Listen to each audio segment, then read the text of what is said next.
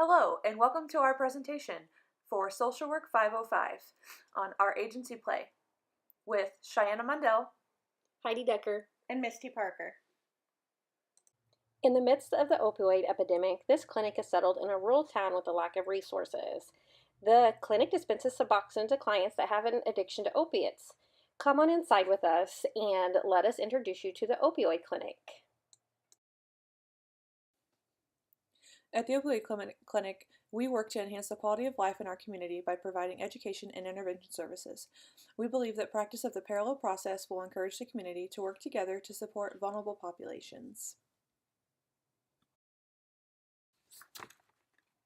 Our goal is to serve 40 clients a quarter with intervention services.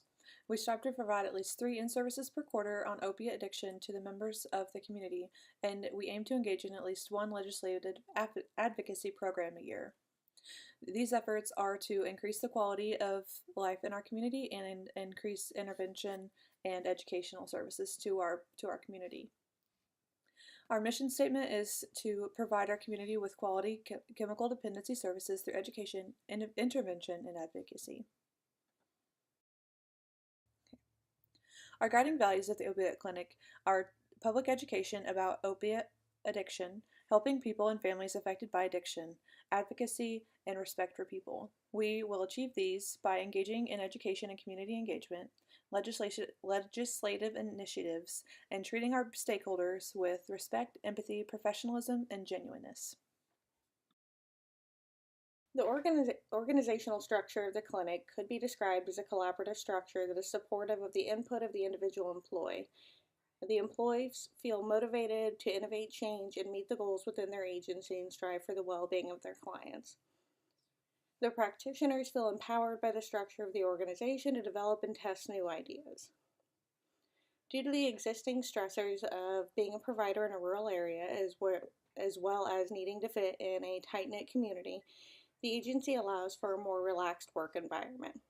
Workers are allowed to wear more informal clothing with clients and adjust their schedules to meet their needs because many of the clients often work irregular hours. The medical director oversees the other employees but strives to promote an atmosphere that encourages others to grow with their experience and create change within the agency.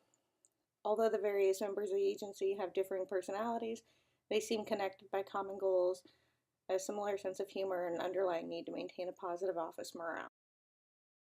The organizational structure within the agency is a formal structure that is clearly defined in its organizational chart. Due to the agency being relatively small, the majority of the information needing to be shared comes from the medical director down. The lines of authority within the agency are set up similarly. The medical director is tasked with ensuring all employees within the agency are on task and performing adequately. Although the agency has a top-down approach to disseminating information, they do allow ideas to be shared in both directions. There is a lot of sharing of information between the therapist and the peer recovery coach specifically, as they work closely together to help meet the individual client's emotional needs and build their supports. The medical director does provide weekly staffing with her employees to ensure she is sharing any information or supervisory guidance needed in regards to specific clients. The team also meets to work on treatment plans for each individual client monthly. Although the formal structure is arranged for employees to seek information from the medical director, the informal structure in the office allows for the employees to attempt to gather information from any of the employees when they have a question. This informal structure for channels of communication for gathering information creates a more relaxed work environment. It can be an issue if the employees do not ask for advice from the appropriate person. For example, asking a medical question from the peer recovery coach would not be getting the information from the best resource for that question. Let's take a moment to meet the medical director. She meets the expectations of her staff. She's readily available to provide suggestions or assistance and make sure that workers are knowledgeable about policy within the office. She facilitates cooperation with staff, nurtures workers and gives support when needed, and uses recognition by having an Employee of the Month and writes nice notes of good jobs to all of her staff. The therapist enjoys her position at the agency. She feels supported and empowered by the staff in the office and is honest and an active listener to her coworkers and to her clients. She feels very much part of the team and has input in decision making at this organization. The nurse is the machine of the office and she follows all the rules and policies to a T. One day she strives to be the medical director of an office just like this. She's a great asset to the office and ensures that the Suboxone is distributed in a manner that cannot be tampered with by clients. She enjoys the team approach in the office and feels empowered to be part of a strong organization. The peer coach cares about the clients in the office and helps them reach their goals. She builds good rapport with them. She empowers clients by her story of hope. She feels empowered by the nurturing environment within the office that she works. Now let's take a moment to talk about challenges within the organization. Providing services within a rural area comes with a host of challenges. A lack of resources and good paying local jobs creates an environment where clients are struggling to meet their basic needs and often have issues with transportation. The agency's peer recovery coach is able to provide some assistance with guiding clients towards what resources may be available. Having an agency that has a more relaxed organizational culture helps create an environment where clients feel more comfortable initially when building rapport with a practitioner. However, the agency has had some turnover with therapists. The agency finds it difficult to compete with the salary and flexibility offered by practices in more urban areas. It has proven difficult for clients to have to start over with new therapists when these changes occur. A key issue within the organizational culture is to ensure that the quality of services being provided is consistent with the needs of the 30 clients the agency serves. There is a need for more clients to be able to access these services as they are the only Suboxone provider locally. The agency does not want to increase its number of clients without increasing staff to ensure that they are helping clients achieve the best possible outcomes. Leadership in a culture of a nurturing environment, the Suboxone Clinic has many qualities. The organizational culture and climate have a positive effect on the organization's effectiveness. Organizational climate has been consistently described as the members' perception of their work environment. Effective supervision requires setting an example, providing good communication, and questions are welcomed, which the medical director at the Suboxone Clinic is very open in communication and provides a team approach in discussing anything that's going on within the clinic.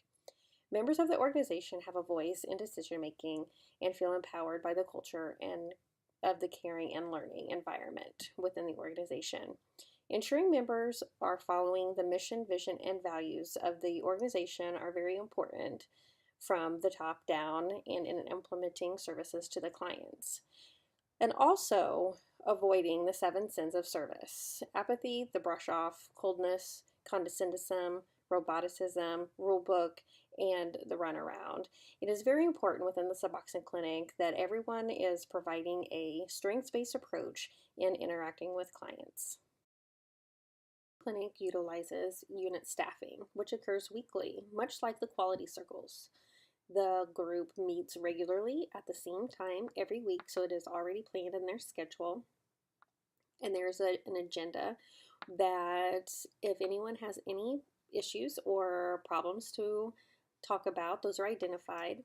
The staffing is focused on solutions and problem solving. The meetings encourages involvement from every team member, teamwork, involvement from everyone in the office does result in improved service delivery to clients. But if there is conflict within the agency, conflict resolution is used. If any staff are having issues with one another or some type of disagreement, confrontation is encouraged. It should happen face to face, where each person talks to one another and establishes a common ground, specifically emphasizing how he or she feels, empathizing with another person, and defining the issues jointly. Then each staff talk it out with each other in a nurturing and respectful manner, with stressing on what is in common regarding each other's perspective before moving to what is motivating yours and theirs in this continuing conflict, then developing an agreement that is understood, how each other will behave towards one another from now on, and determine how issues will be handled in the future prior to the point of conflict resolution. So it is the hope that conflict resolution is used within the agency if it rises to that level. If it cannot be resolved, then the medical director would be used as a mediator. The opioid clinic is culturally based on the human relations theory. Organizations that operate using human relations theory generally have happier, satisfied, and more productive employees. Human relations theory assumes that employees want to feel useful and important, that employees have strong social needs, and that these needs are more important than any money in motivating employees. Giving workers a voice within the organization and control over their day and routine are overall feel appreciated and increased motivation. It is important for employees to participate in decision making and have good interpersonal relationships in the work setting. Nurturing culture in an organization is represented by the common practices of attention, recognition, and appreciation about the employees' skill, performance, and work, and quality of life in the workplace. Thank you for watching.